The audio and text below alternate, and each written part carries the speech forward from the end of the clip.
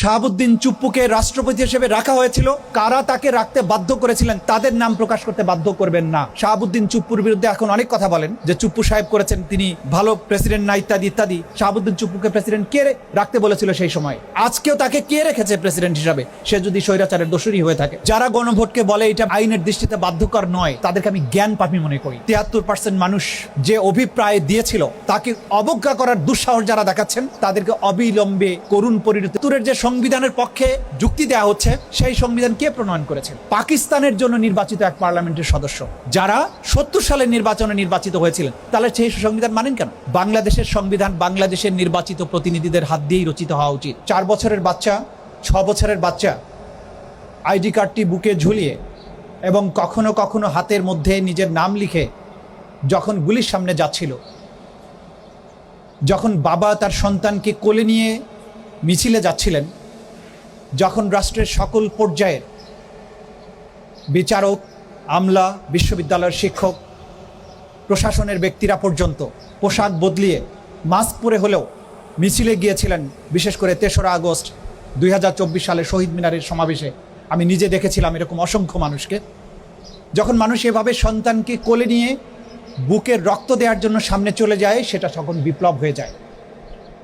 এবং এই বিপ্লবের জন্য যখন তারা, আমি আমার 3 বছর বয়সী, 4 বছর বয়সী ভাতিজার কথা জানি, তার হাতের মধ্যে সে নিজের নাম লিখে রাস্তায় নামতো। ওর বাবা জিজ্ঞাসা করেছে যে কেন নাম লিখেছো? বলছে যদি গুলি লাগে তখন আমাকে যাতে চিনতে পারে, সেজন্য আমি নাম লিখে রেখেছি। এই আবেগ নিয়ে যখন একটা বিপ্লব সাধিত হয়েছিল, যার ফলে 17 বছরের নিষ্ঠুর এক স্বৈর শাসক দিল্লি পর্যন্ত পালিয়ে গিয়েছিলেন এবং এই বাংলাদেশে বিপ্লব সফল হয়েছিল। আজকে সেই বিপ্লবের সুফল ভোগকারীরা যখন বলে রাষ্ট্র আবেগ দিয়ে চলে না, তখন লজ্জায় আমাদের মাথা হেঁট হয়ে যায়। এটা রাষ্ট্রের সাথে, বিপ্লবের সাথে, জন আকাঙ্ক্ষার সাথে সুস্পষ্ট প্রতারণা এবং বিশ্বাসঘাতকতা বলে আমরা মনে করি। প্রিয় বন্ধুগণ, জ্যোতিষীর মতো অতস কাজ দিয়ে গ্রহ নক্ষত্রের বিচারের মতো সংবিধানের ধারা বিশ্লেষণ করে যারা আমাদেরকে আইন বুঝাতে আসেন, তাদের জন্য আমার করুণা হয়। যখন বিপ্লব হয়েছে, একটি নিষ্ঠুর স্বৈরশাসক পালিয়ে গেছে, শত শত মানুষের লাশ রাজপথে তখনও পড়ে আছে। সেই বিপ্লবের পরে যে সরকার গঠিত হয়েছে, সেটা একটা বিপ্লবের সরকার। সেই সরকারের উপরে 1972 সালের সংবিধান বাইন্ডিং ছিল না এবং বাইন্ডিং এখনো নেই। শাহাবুদ্দিন চুপ্পুকে রাষ্ট্রপতি হিসেবে রাখা হয়েছিল। কারা তাকে রাখতে বাধ্য করেছিলেন তাদের নাম প্রকাশ করতে বাধ্য করবেন না। শাহাবুদ্দিন চুপ্পুর বিরুদ্ধে এখন অনেক কথা বলেন যে চুপ্পু সাহেব করেছেন, তিনি ভালো প্রেসিডেন্ট না, ইত্যাদি ইত্যাদি। শাহাবুদ্দিন চুপ্পুকে প্রেসিডেন্ট কে রাখতে বলেছিল সেই সময়? আজকেও তাকে কে রেখেছে প্রেসিডেন্ট হিসাবে? সে যদি স্বৈরাচারের দোষী হয়ে থাকে। তারপরে নতুন ইন্টারিম গভর্নমেন্ট যখন হলো, সেটাকে কেন আপনাদের সরকারে যারা আছে তারাই তো এটা প্রস্তাব দিয়ে করেছিলেন যে একটা ইন্টারিম গভর্নমেন্ট হবে, আর সংবিধানের ব্যাখ্যা নিয়েছিলেন সুপ্রিম কোর্টের কাছ থেকে, প্রয়োজন ছিল না। একটা বিপ্লবী সরকার যখন গঠন হবে, জনগণের ইচ্ছা এবং অভিপ্রায়ের বহিঃপ্রকাশ হিসাবেই অন্তর্বর্তীকালীন সরকার গঠিত হয়েছিল। এটা সুপ্রিম কোর্টের রেফারেন্সের কারণে গঠিত হয়নি। এবং এই সরকারের কাছে যেহেতু জনগণের সকল শ্রেণী, পেশা, সকল রাজনৈতিক দল মতের মানুষের সমর্থন ছিল জুলাই বিপ্লবে, সেই সরকারের জন্য কোনো কনস্টিটিউশন বাধ্যকর ছিল না। সেই সরকার বাংলাদেশকে নতুন করে একটা নতুন বাংলাদেশ উপহার দেওয়ার জন্য দায়িত্বপ্রাপ্ত হয়েছিলেন এবং সেই দায়িত্ব প্রাপ্তিকে ভ্যালিডেট করেছে 2024 বা 25-এর যে গণভোট। যারা গণভোটকে বলে এটা আইনের দৃষ্টিতে বাধ্যকর নয়, তাদেরকে আমি জ্ঞান পাপী মনে করি। জনগণের ইচ্ছা এবং অভিপ্রায়ের বহিঃপ্রকাশ হিসাবে যে কনস্টিটিউশন সর্বোচ্চ আইন, এবং সর্বোচ্চ আইনটা আসে জনগণের ইচ্ছা এবং অভিপ্রায় থেকে। 73% মানুষ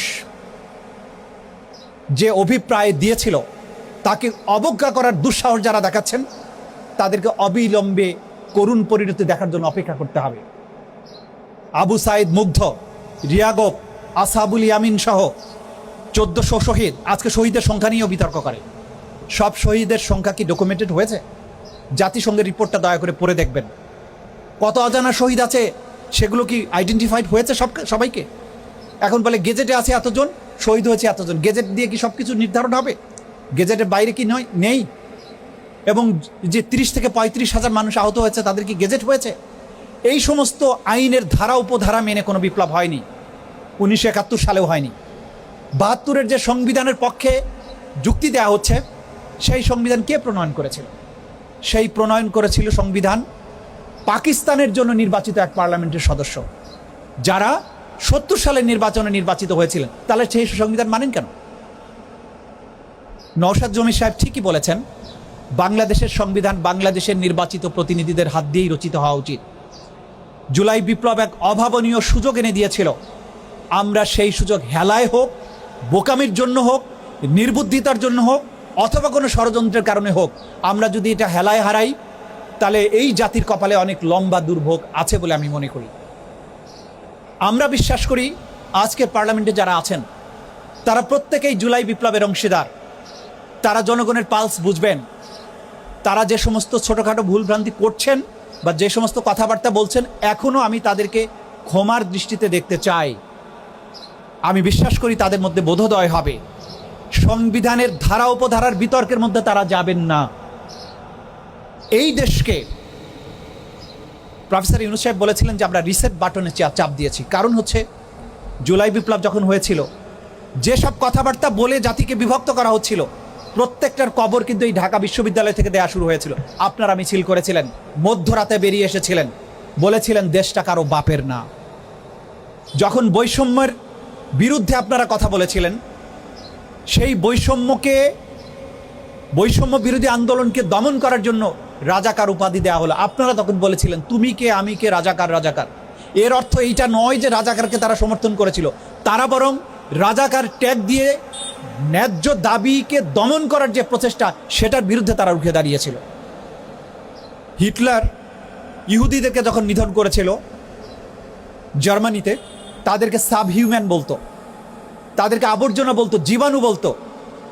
রুয়ান্ডাতে হুতু এবং তুৎসি সম্প্রদায়ের মধ্যে যখন যুদ্ধ হচ্ছিল, গৃহযুদ্ধ, তুৎসিরা সংখ্যা লঘু ছিল, তাদেরকে হত্যা করাটা বৈধ করার জন্য তারা বলতো তুৎসিরা হচ্ছে ইনিএনজি, অর্থাৎ তেলাপোকা, এগুলোকে পা দিয়ে পিষে মেরে ফেলা যায়। ঠিক একইভাবে বিগত স্বৈর শাসক বাংলাদেশের জনগণকে যখনই কেউ তার বিরুদ্ধে রুখে দাঁড়িয়েছে, তাদেরকে রাজাকার উপাধি দিয়েছে, স্বাধীনতা বিরোধী উপাধি দিয়েছে, বিএনপি বলেছে, জামাত বলেছে, হত্যাযজ্ঞ করে তুলেছে এই ঢাকা বিশ্ববিদ্যালয়ে। ভুলে গেছেন গণরুমের কথা? ভুলে গেছেন এই বিশ্ববিদ্যালয়ের প্রতিটি প্রান্তরে, প্রতিটি পয়েন্টে নিরীহ তরুণ যুবকের রক্ত রঞ্জিত আছে। এই বিশ্ববিদ্যালয় কিশোর হত্যার মহাপাপে জড়িত বিগত সরকারের আমলে। সেই ইতিহাস ভুলে গেছেন? কোথায় ছিলেন আপনারা? এই যে তরুণেরা রক্ত দিয়ে যখন জাতিকে একটা মুক্তি দিল, সেই মুক্তির মূলমন্ত্র ভুলে গেলেন।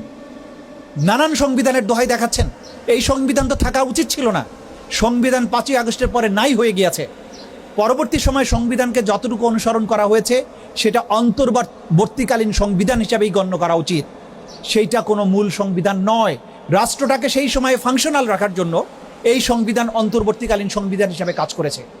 পরবর্তীতে জনগণের সকল দল মতের অংশগ্রহণের যে জুলাই সনদ, সেটাই আসলে প্রকৃত সংবিধান হিসেবে গণ্য করতে হবে।